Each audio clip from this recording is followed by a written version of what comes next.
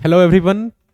आज के इस टॉपिक में हम लोग अभी हाल फिलहाल चर्चा में रही जो पूनम पांडे के बारे में हमने जाना कि वो सर्वाइकल कैंसर की वजह से उसकी डेथ हुई, लेकिन वो फिर कुछ घंटों के बाद आके अपने आप को क्लैरिफाई करे कि मैं मरी नहीं, मैं जिंदा हूं, अपने उसके पोस्ट पे आया।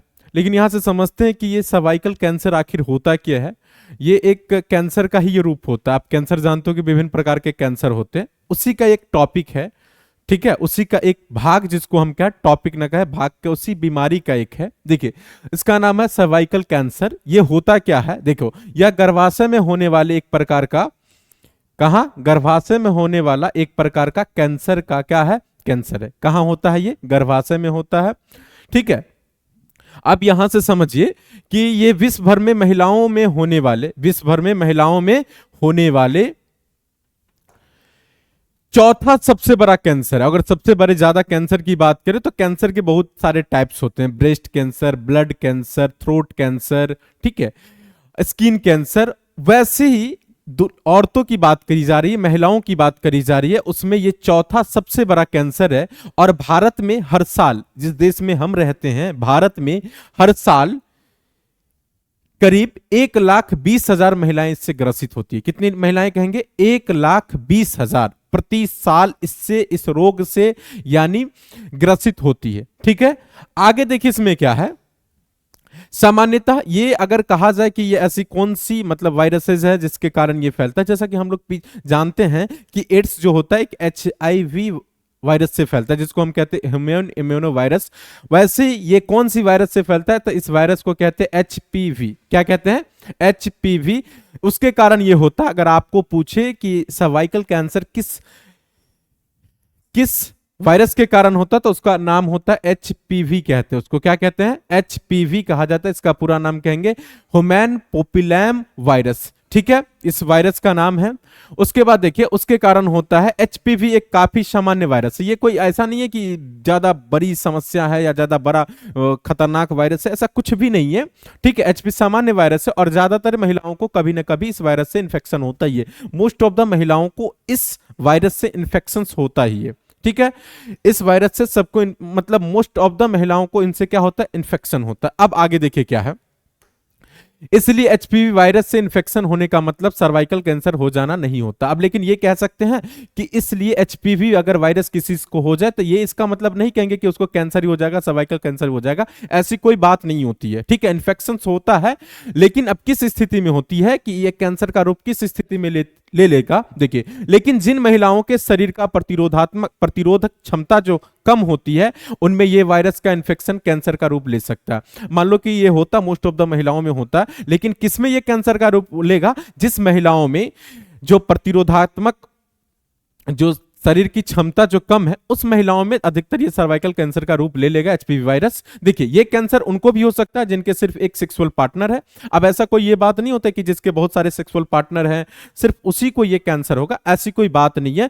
जिनके सिर्फ एक सेक्सुअल पार्टनर है उनको भी ये क्या कहते हैं, ये सर्वाइकल कैंसर हो सकता है। लेकिन अगर मल्टीपल सेक्सुअल पार्टनर हो, अगर एक से अधिक हो सेक्सुअल पार्टनर, या किसी ऐसे पुरुष के साथ सेक्सुअल रिलेशन है जिसको मल्टीपल सेक्सुअल पार्टनर है, तो सर्वाइकल कैंसर होने की संभावना बढ़ जाती है। एक्चुअली होता क्या है कि ऐसा नहीं है कि अगर मान लीजिए कि महिलाओं के ज्यादा सेक्सुअल पार्टनर नहीं है, लेकिन उनका एक ही ऐसे पुरुष से संबंध है जिनके मल्टीपल सेक्सुअल पार्टनर उस पुरुष के हैं, तो उनके साथ सेक्सुअल संबंध होने से उनको भी ये सर्वाइकल कैंसर होने का संभावना क्या हो जाता है, बढ़ जाता है।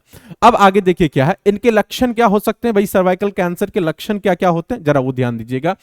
लक्षण इसके देखिए, पीरियड्स के बीच, माने जो पीरियड्स चलते हैं उसके बीच में, या मेनोपॉज जो रजनोवृत्ति जिसको कहते हैं, माने एक वक्त के बाद जब ये मेनोपॉज हो जाता है, पीरियड्स होने बंद हो जाते हैं, उसके बाद भी अगर काफी ब्लीडिंग हो तो उस समय उसका लक्षण हो वो। अगर वजाइनल डिस्चार्ज बढ़ गया, उससे दुर्गंध आए, उससे बदबू आए, पेशाब करने पर दर्द हो या कभी कभी उसमें खून आए, ये सब उसके लक्षण होते हैं। ऐसे लक्षण अगर हो तो अपने गैनोलॉजिस्ट के से जरूर मिले। जो प्रसूति रोग जो डॉक्टर्स होते हैं, प्रसव विशेषज्ञ, उन डॉक्टर से मिलना चाहिए। क्योंकि HPV की वैक्सीन उपलब्ध है, HPV की वैक्सीन लगाई जाती है, इसीलिए 9 से 14 वर्ष की उम्र में इसकी वैक्सीन लगवा लेनी चाहिए। कितने, 9 से 14 वर्ष की उम्र में इसकी वैक्सीन लगाई जाती है। सरकार भी बड़े पैमाने पे काम करती है, इसका वैक्सीन उपलब्ध होता है।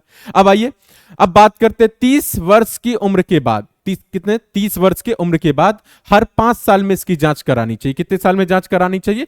हर मतलब 30 वर्ष उम्र के बाद 5 साल में कम से कम इसकी एक बार क्या करानी चाहिए? जांच करानी चाहिए।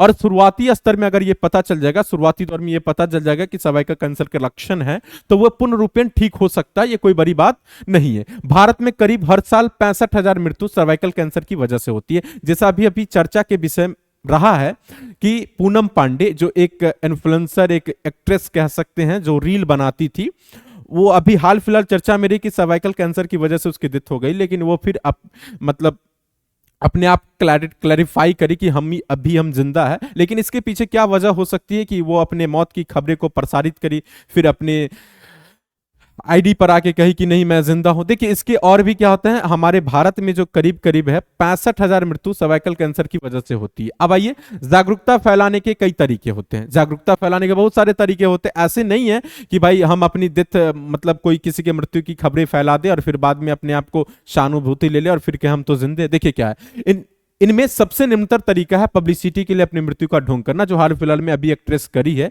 अपनी पब्लिसिटी के लिए अपने मृत्यु का ही ढोंग करने लगती है। बताइए किस जगह पे हम लोग आ चुके हैं। आइए उसके बाद देखिए, क्योंकि ऐसा करना उन तमाम महिलाओं का उपहास करना होता है या मजाक उड़ाना होता है जो उस गंभीर समस्या से जूझ रही है। ठीक है, अगर ऐसा करने से क्या होता है, उसको तो थोड़ी देर के लिए पब्लिसिटी मिल गई, लेकिन तमाम उन महिलाओं का जो इस रोग से ग्रसित है, उसके लिए ये मजाक बनाना, उपहास करना हुआ। और भारत में करीब करीब पता ही कि 1,20,000 प्रति साल इस रोग से ग्रसित होती है और 65,000 उसमें से मर जाती है, बाकी के शेष रिकवर हो जाती है, ठीक हो जाती है। अब आप लोग जानते हैं, लेकिन आखिर ऐसा उन्होंने क्यों कहा, इसके बारे में आपका क्या ख्याल है, आप मुझे कमेंट बॉक्स में बताएं। और अगर वीडियो इंफॉर्मेटिव लगी तो आप अपने दोस्तों के पास शेयर करें और अधिक से अधिक शेयर करें। ऐसी जानकारी लेके आते रहूंगा। जब तक के लिए जय हिंद।